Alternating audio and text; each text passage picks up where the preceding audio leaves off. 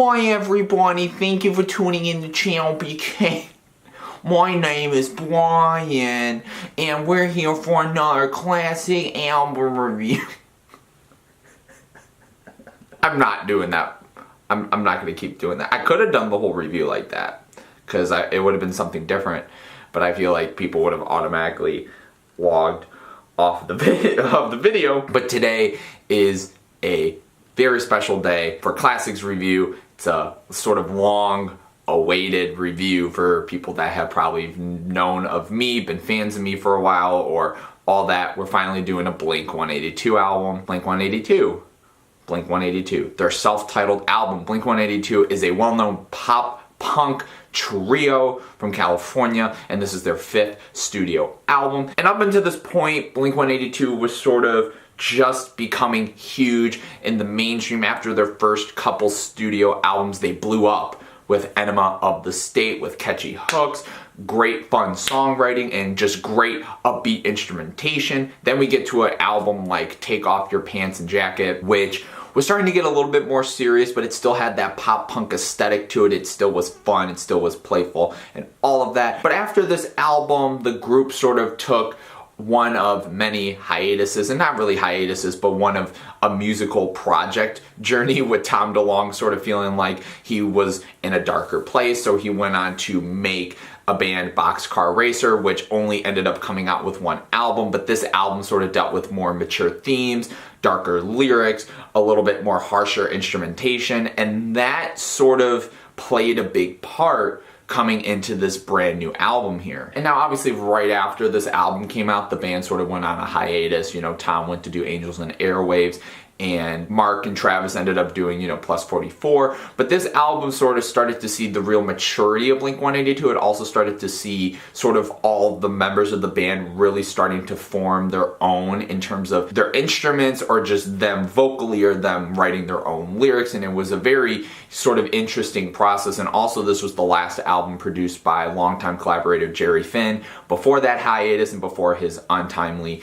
passing a few years down the road. And also it's very exciting to review this album because it's the 15-year anniversary of it as well. So it's cool that I sort of found time to get it at this point in time. But also, if you guys go on YouTube, there's actually a really great documentary when MTV used to do like behind the album of this album being made. It's actually a lot of fun and very interesting. The guys rented a house for a couple months before getting kicked out, but to sort of see what they were trying to do, they were going all over the place in terms of different, guitars, different cabinets, different places to put the guitars, different places to put the drums. And it was a very intriguing process to sort of see how this album came together from that. Their songwriting was becoming a lot different. They were sort of messing around with different sounds. And the product that we got from it actually ended up showing exactly what that experimentation was all about. Now, there are still some staples of Blink-182. Like, this album isn't necessarily like completely different, but it sort of takes the more mature sounding stuff that Blink-182 was known for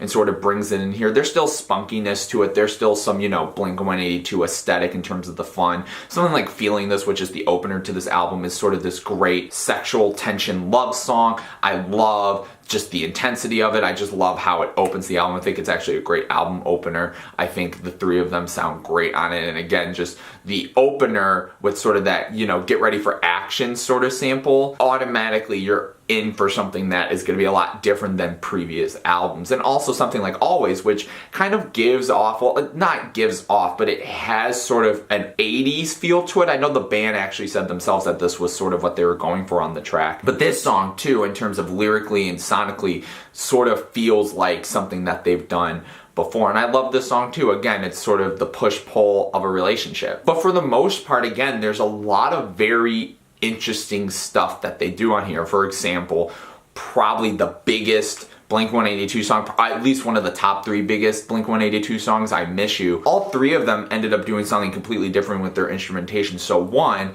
Travis playing with brushes on here. I think it's the only time he's done that on a song. 2, Mark playing an upright bass. And 3, there's like some cello and stuff on here, but it's very acoustic. And again, this is a very iconic song in terms of the songwriting and the chorus. And it goes to show, I think it's still a great song. It's definitely one that when people sort of go on about big Blink-182 songs. To be honest, I'd rather say that this song is a lot better than something like, you know, All the Small Things. I like that song too, but I think this one doesn't annoy me as much when everyone knows it and they sing the chorus and stuff. I still think it's a great track, and I love this whole feeling of depression and darkness inside of a relationship and trying to find yourself some light in somebody to help you out of it. And again, just really goes into the darker themes on this album. But then the follow-up song, Violence, again, is just a very interesting mix of all of the stuff that the group was doing at the time. First off, the just build at the beginning with Travis just doing minimal kind of, you know, snare clicks, and then Tom sort of coming in with that rugged guitar, and then it just blows up into these big choruses. I think the verses are really cool. I think they're really warped, very eerie. I love sort of how they have Mark singing in the background, very faded away, and then again, the choruses just blow up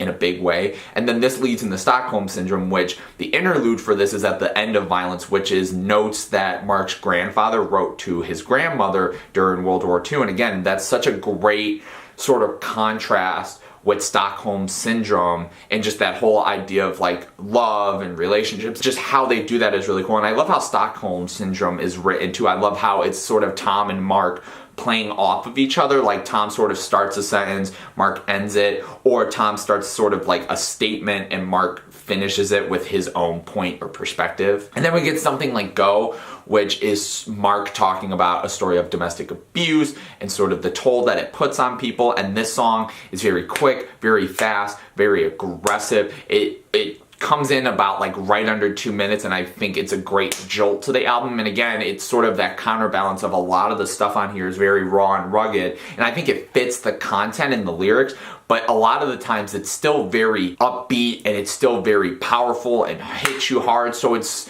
odd to be jamming along to this song and to the choruses, because I think it's still very catchy, but then the content matter is like very dark and just sad a lot of the time. Easy Target is another good example of sort of shorter songs on the album and shorter songs for the band. The percussion on here is like extremely poppy, and there's like a lot of different stuff going on, and the guitars that Tom has on here are just super just hard hitting and sludgy and just heavy, and they just hit you really hard, and then they kind of go away a little bit for the verses, and then once the chorus comes in with Mark, they just hit you again. But the final 3 songs on this album too, I think are a very interesting way to end this album. Something like All of This, which brings on Robert Smith of The Cure, which is obviously a huge collaboration. The band is such a huge fan of The Cure, so for him to do vocals for this song is crazy. And I like the strings that sort of come in later on in the track. I think they're great, but I think Robert Smith's contributions are very great. Here's Your Letter. It has sort of an intensity like Go, but it also feels like something like Feeling This. Again, it's a shorter track on the album. It just gets in and gets out. But then we get to the final song of this album, which